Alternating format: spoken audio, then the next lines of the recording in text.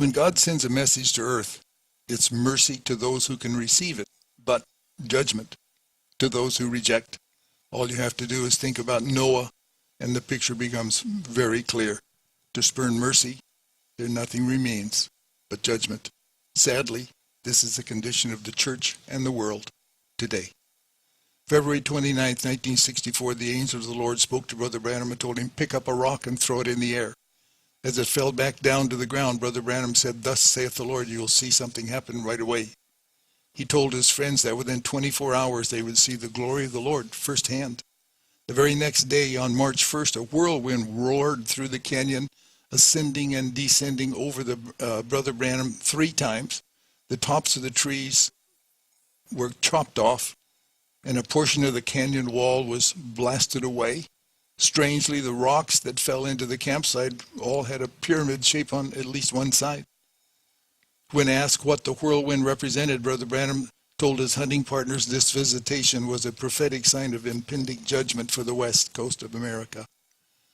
27 days later, on Good Friday, remember that name, that judgment began near Prince William Sound, off the coast of Alaska, when a 9.2 magnitude earthquake, followed by a huge tsunami, took the lives of 128 people, caused millions of dollars in damage.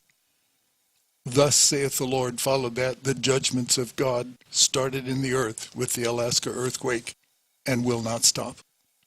The very next Good Friday, another earthquake struck the Seattle Olympia area in Washington, only 6.5, this time on the Richter scale. That very day of the quake, the prophet comments while preaching in Los Angeles on a message called The Choosing of a Bride. That great monster laying up yonder that flipped himself over in Alaska a few days ago threw his tail up again this morning along about down around Washington. He could head this way mighty soon. I saw him get up from this table, and he went over and we had a shovel leaning up against a tree. So he picked up this shovel and he walked over to that rock, and he was shoveling dirt kind of to put the coals out, you know. And all of a sudden, we heard this whirlwind. And it was coming straight down out of the sky. And it was just screaming very loud, very loud. You could tell it wasn't anything natural. It was supernatural. But we didn't know what it was. We didn't know why or anything. And so I looked at Brother Branham. I was watching him. And he goes and he just looks up at it, pulls his hat off, and he stands there and looks right up in that. It came down about 10 feet off of the ground, right on the top of the little mesquite trees. And it was whipping those trees, just whipping them and whipping them, pulling rocks out of the cliff and throwing them all over the place. And he stood there, and every eye was glued on him, and it all of a sudden went away. It went right straight back up like it came, and went out of hearing. And he kind of acted as if he didn't know whether to talk about that or not. And so as he walked back over to where we were standing, he said, you know, one time God spoke to Job in a whirlwind. And that's all he said. Then later on that afternoon, then he began to talk about it being judgment striking the West Coast and so forth. Now notice, he went in by the plan of God, foreknowledge, call of God, and the Word of God, and went in before the drought set in. Now, we know that judgment is ready to strike. Standing on the hill that day, Brother Bankswood standing here was walking up the hill. Maybe I quote it again. So that build your faith for this prayer line is fixing to take place. And next 10, 15 minutes. I was just walking ahead of Brother Banks. I think he had left Sister Ruby when she was sick. And he, coming behind me, I noticed his face red. I looked back, I thought the hill might be a little hard from the pull. So I kind of slowed up. Right in them deserts, right up the hills like that. Right where the angel of the Lord appeared, was heading right in that direction then. Where it appeared a few months before that.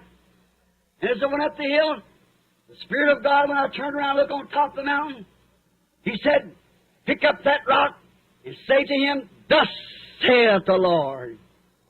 You'll see the glory of God in the next few hours. I just picked up the rock and said, Brother Banks, I don't know why. Throw it up the air, and I said, thus saith the Lord. You're going to see the glory of God. He said, that meant Ruby? I said, no, I don't think it had anything to do with you, Banks, or Ruby, either one.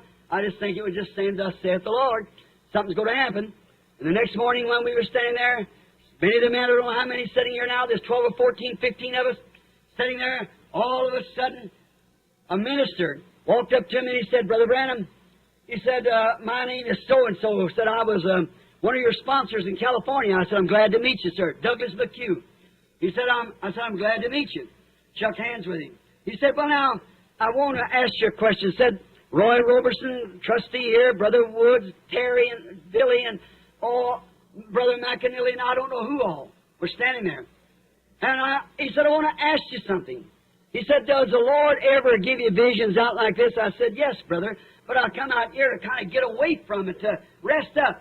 And I looked around like this, and I seen a heavy-set doctor looking at him and said, Reverend McHugh, this allergy in your eye will soon put your eye out. I've doctored you for 2 years, and I can do nothing about it.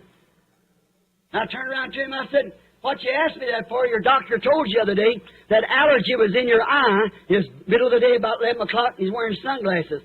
I said, the reason you're not wearing that because it's the sun, it's because of your eye. He told you you was going to lose that eye, and he started crying.